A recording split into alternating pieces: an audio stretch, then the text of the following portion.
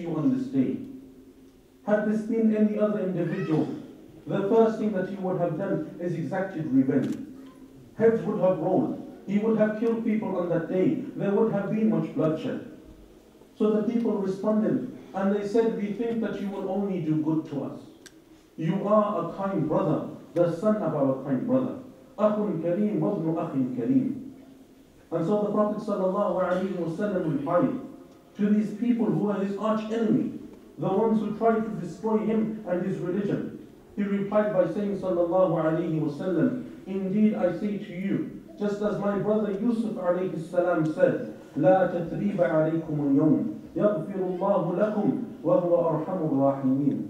There will be no revenge exacted upon you today. We will seek no revenge against any of you today. Rather, I ask that Allah forgives you, and He is the most merciful of those who show mercy. Subhanallah. These were the people that tried to harm him and kill him. Yet on that day, not only does he not take that revenge that he has the right to take, not only does he pardon them, but he does good towards them, and he frees them. And he says, اذهبوا فأنتم الطلقاء. Go, for each and every single one of you is free on this day. None of you will be taken as prisoners. And not only did the Prophet ﷺ stop there, but then you have the likes of Abu Sufyan, the leader of Quraysh, the one who was one of the arch enemies of the Prophet ﷺ, going personally to the Prophet ﷺ, asking him to pardon him. This is his arch enemy, the leader of the people of Mecca. And the Prophet ﷺ forgives him and he pardons him on that day. Not only does he forgive him, but he forgives his wife Hind bint Utbah. And Hind was the woman who ordered the assassination of his uncle Hamza radiallahu anhu. She was the one who ordered that he be killed. And she was the one who disemboweled his body. And she was the one who chewed upon his liver and then spat it out. She was the one who defiled his body. Then on that day the Prophet ﷺ, even though he had such love for his uncle Hamza radiallahu anhu, even though he had this strong bond and connection with him, he forgave him. And not only that, but the Prophet ﷺ also forgave Al-Wahshi, the one who actually threw the spear through Hamza radiallahu anhu, the person who actually killed him by his own hand. Yet the Prophet ﷺ also forgave him on this day. This beautiful aspect of the Prophet ﷺ in his life, you will find that there is also something which the companions radiallahu anhum would do. They learned this from the Prophet ﷺ, just as me and you need to learn this from the Prophet ﷺ. During the slander of Aisha, that incident when the people slandered Aisha, from amongst those people who slandered her was a man by the name of Mistah. And Mistah was one of the relatives of Abu Bakr radiallahu anhu, the father of Aisha. And Abu Bakr radiallahu anhu was a man who had wealth. And he would often give him wealth, financial aid and help and support, because he was from his relatives. And so that man became embroiled in the slandering affair. He was one of those people who spread the rumors. So when Abu Bakr radiallahu anhu heard of this, he said, by Allah, I will never give him anything again. And then Allah subhanahu wa ta'ala revealed the verse in the Quran, وَلْيَعْفُوا وَلْيَصْفَحُوا أَلَا تُحِبُّونَ أَنْ يَغْفِرَ اللَّهُ لَكُمْ. Let them pardon, let them be gracious in overlooking the errors of others. Do you not love that Allah should forgive you in turn? And so when Abu Bakr radiallahu anhu heard this, he said, by Allah, I wish that Allah will also forgive me. So he forgave him and he continued to give him money. You have the likes of Umar radiallahu anhu, who during his khilafah a man came to him and he said to him, O Amir al-Mu'mineen, O leader of the believers, you are a man who takes the wealth for himself and you are a man who is unjust amongst the people. And so Umar radiallahu anhu became angry at this, that he was making false accusations against him. And so one of the people, seeing the anger of Umar, he recited the verse of the Quran, خُذِ الْعَفْوَ وَأْمُرْ بِالْعُرْفِ وَأَعْرِضْ عَنِ الْجَاهِلِينَ. Pardon those who wrong you, and order the good, and turn away from those who are ignorant. And so Ibn Abbas radiallahu anhuma says that when Umar radiallahu anhu heard this verse, he stopped.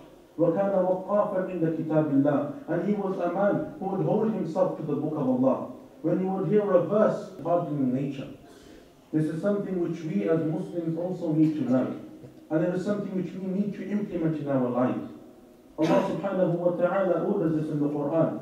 And He says, وَجَزَاءُ سَيِّئَةٍ سَيِّئَةٌ مِثْلُهَا فَمَنْ عَفَى وَأَصْلَحَ فَأَجْرُهُ عَلَى اللَّهِ. Indeed, the reward of an evil is evil in return. But whosoever pardons and does good, then their reward is with Allah. Meaning sometimes you even have the right to take revenge. When someone harms you, it is from your right that you have justice. For what is better in the sight of Allah is that you forgive and pardon these people for the sake of Allah subhanahu wa ta'ala.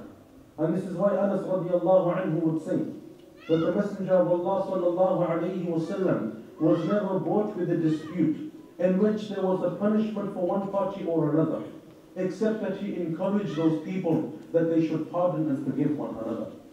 This was the way that the Prophet sallallahu alayhi wa sallam was. And this is why Umar radiallahu anhu, when he was a judge for Abu Bakr radiallahu anhu, he would say that this is an amazing community that we have, referring to the companions. Indeed, I have been a judge for a year, and no single two people have come to me with a dispute. No one has come with a grievance against another Muslim. For a whole year, not a single case is presented to him as a judge. He says, because each and every single one of them knows the rights that they have upon others, and they know the rights that others have upon them. So they stop and maintain these rights. They live within these boundaries, and they forgive and pardon one another. And this is why Anas radiallahu anhu would say, after having been the servant of the Prophet sallallahu alayhi wa sallam for 10 years, that the Prophet sallallahu alayhi wa sallam, never a single time did he rebuke me. Never a single time did he say to me, why did you do this? Or why didn't you do this? Or I ordered you to do this and you didn't do it. But the Prophet sallallahu alayhi wa sallam was patient with him.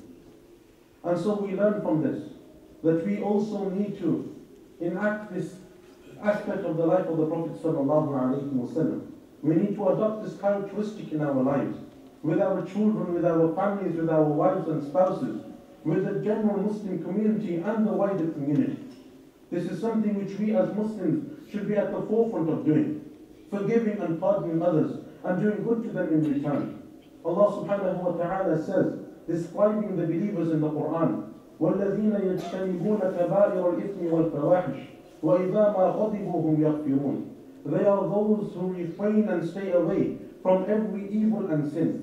And when they become angry, they are those who are the first to forgive. They are those who are the first to forgive. And just as we hope that Allah subhanahu wa ta'ala will forgive us on Yawm al-Qiyamah, on the day of judgment, that day where the prophets of Allah themselves, who are the most noblest of creation, they will say, indeed our Lord on this day has become so angry. He has never been so angry ever before, and He will never be this angry ever again. On that day we hope for the forgiveness of Allah, that Allah will pardon us and show us mercy. Then it is only right that we too should pardon and forgive others. And this is why the Prophet ﷺ said, I swear by Allah, by the one whose hand my soul is in, that a person does not continue to forgive and pardon another person, except that in the sight of Allah He will raise in station and honor. May Allah subhanahu wa ta'ala allow us to adopt this trait and characteristic of the Prophet ﷺ and to practically implement this in our lives.